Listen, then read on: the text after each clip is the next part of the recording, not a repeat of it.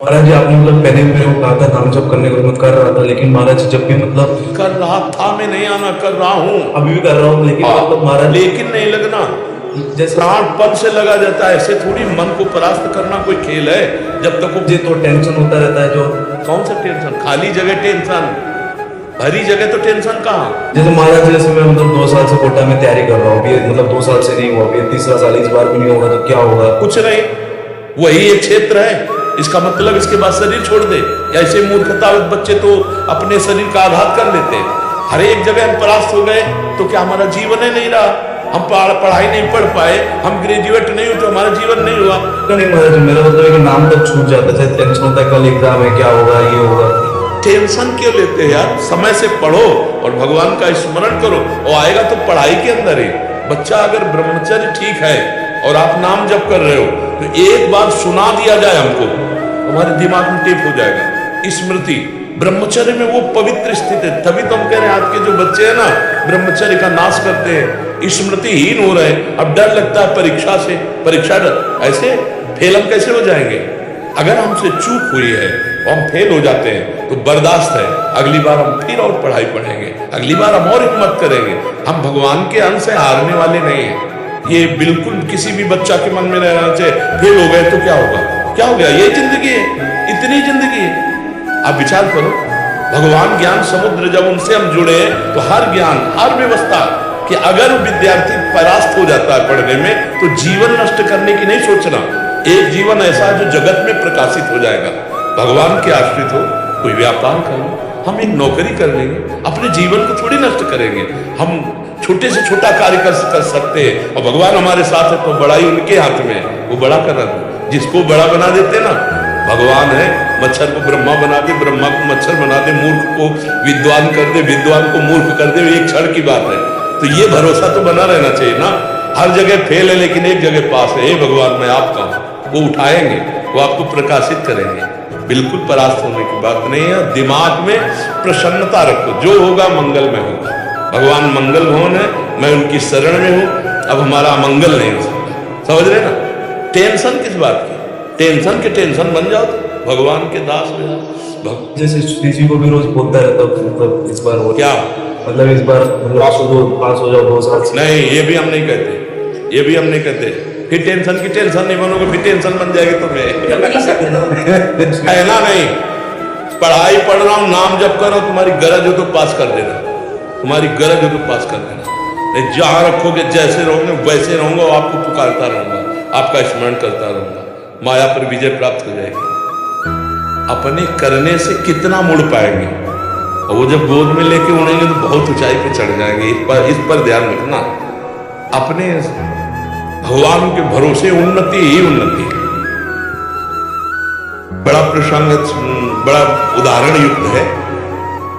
एक राजा केरल के थे, उनका नाम धर्मात्मा था, धर्म की पूर्ण रक्षक।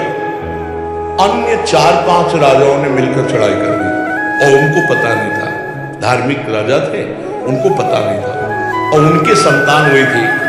उस संतान का नाम रखा गया था चंद्रहास। पूरे राज्य में आनंद छाया हुआ था, आक्रमण चारों तरफ से हो गया, और भगवान का भजन करने वाले थे।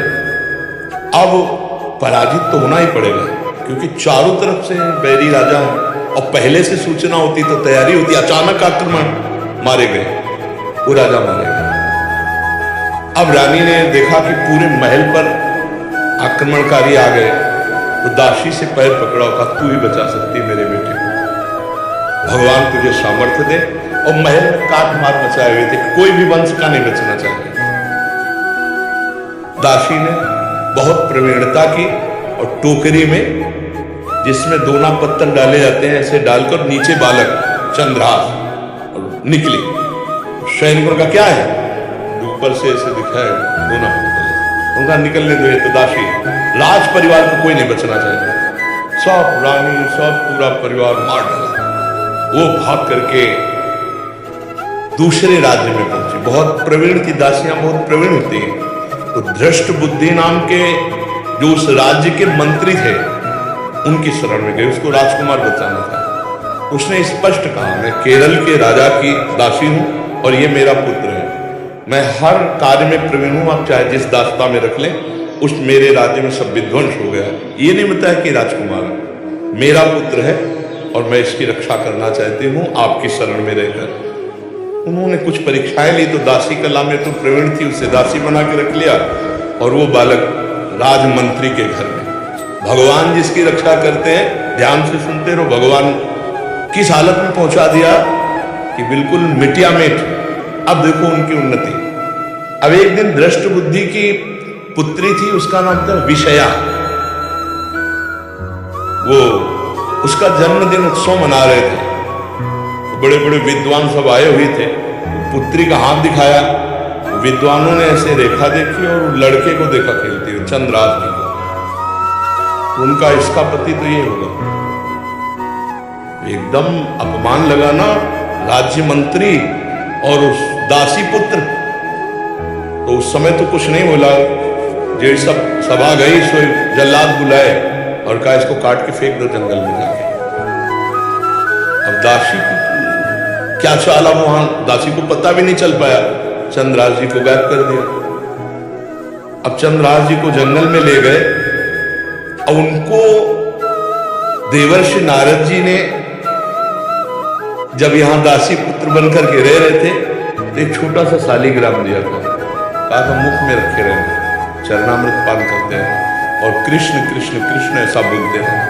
जो भगवान का भजन करने वाले पिता थे, उसी के प्रभाव से देवर्षि नारद जी ने चंद्राज जी को नाम का उपदेश किया। जब वो जल्लाद जंगल में ले गए, बोले बेटा तुम्हें पता नहीं क्यों लाए? तो उनका हमें तो पता नहीं।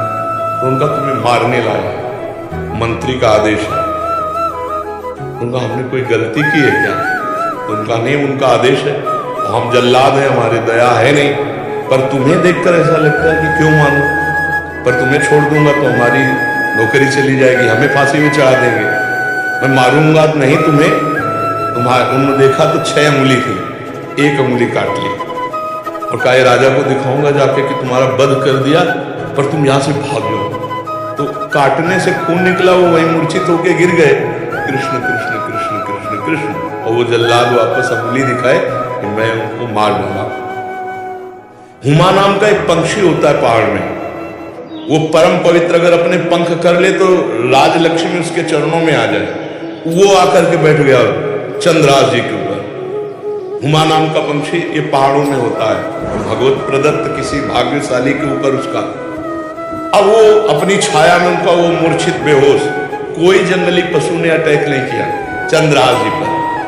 इतने में चंदनवती नाम के राज्य का छोटा राजा, दृष्ट बुद्धि जो बादशाह के मंत्री थे, उनके यहां वो कर देने जा रहा था। उसने बहुत आराधना की थी लेकिन पुत्र नहीं हुआ था।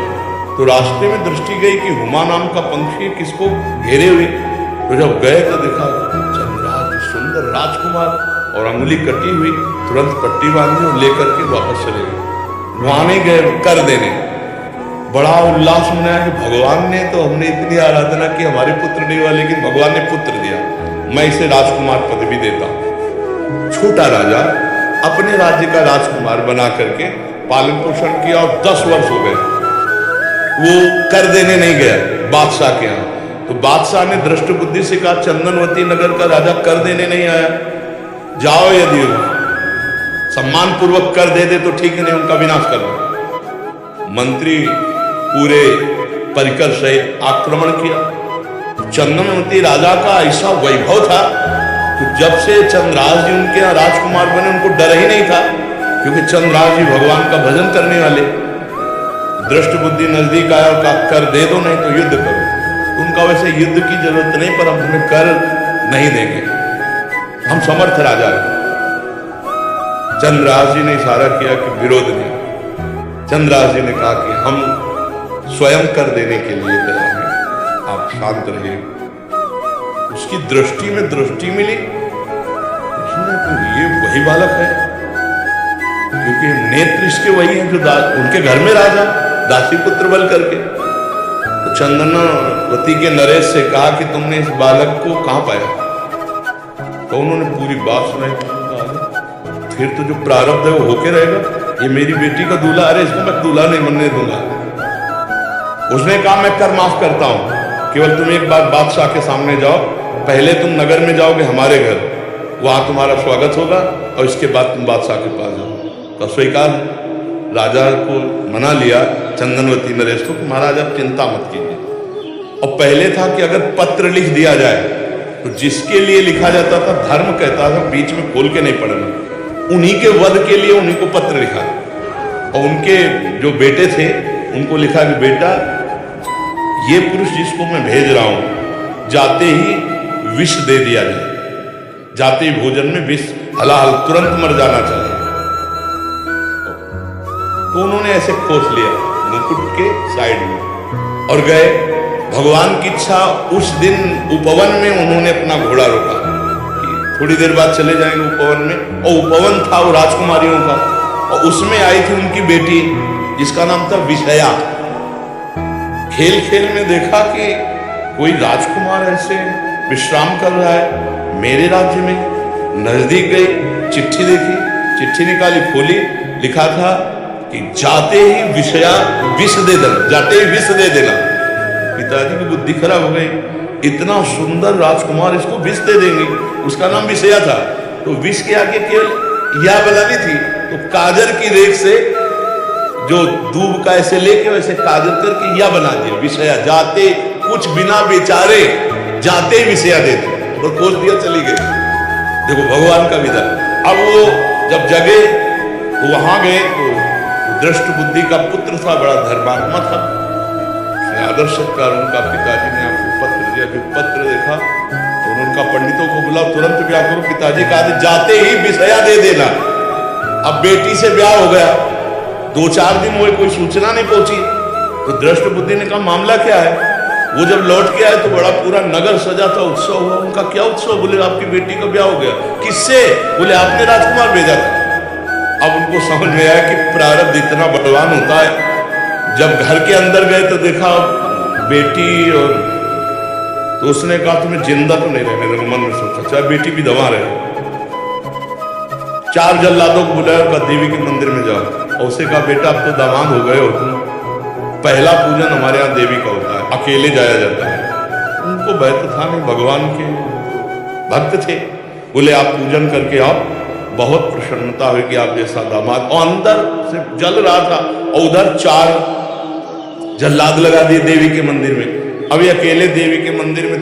और इधर जो बादशाह था, बादशाह से पंडित लोग विचार के कह रहे कि इस समय यदि आप राजगद्दी पर बैठेंगे तो अकाल पड़ जाएगा, आपका विनाश हो जाएगा। इस समय कोई दूसरा तत्कालीन राजा होना चाहिए, कुछ क्षण के लिए ही चाहे। तो उनका कौन हो सकता है?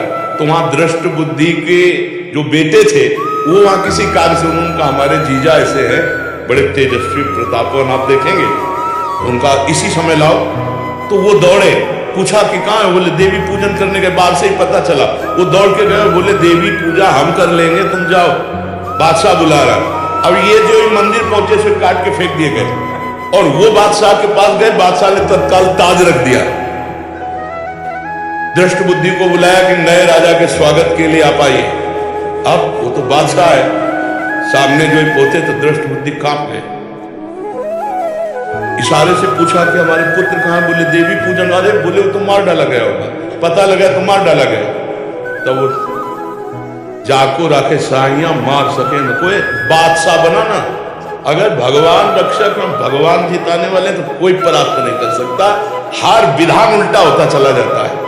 अगर भगवान से विमुख हो तो चाहे जितनी उन्नति हो उसका परिणाम कुछ नहीं होगा, या हम मर जाएंगे, सब छूट जाएगा। नाम भगवान का, वास्त्र भगवान का, वो उठाते हैं तो उठाते चले जाते हैं ना। कभी भी डिस्टर्ब नहीं होना चाहिए।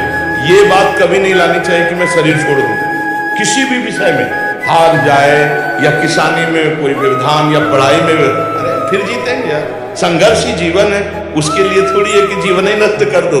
तो जीवन नष्ट करने के बाद वहां कोई विश्राम स्थल थोड़ी बना है, फिर भेज दिए जाएंगे नीची योनियों में। क्या क्या कष्ट होता है। आप देखो ना, ये मुर्गा मुर्गी बकरा बकरा जीवात्मा इतने लोग कैसे जिंदा भूंज रहे हैं।